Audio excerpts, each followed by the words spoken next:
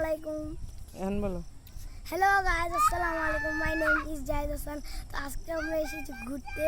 তো এখন আছি আমরা অনেক দূরে, ওই যে ওইখান থেকে এসেছি। আর এখানে এই যে এটা হচ্ছে পুকুরের ভিউ। আর আমার সাথে অনেকজনই আছে, আপনাদের সাথে পরিচয় করিয়ে দিব। এটা উইড এদিকে ব্লক ফোকাস কর।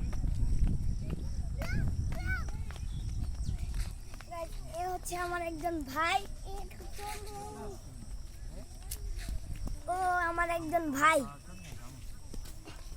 বালি ভাই। ও আমার ভাই, নাম নাই?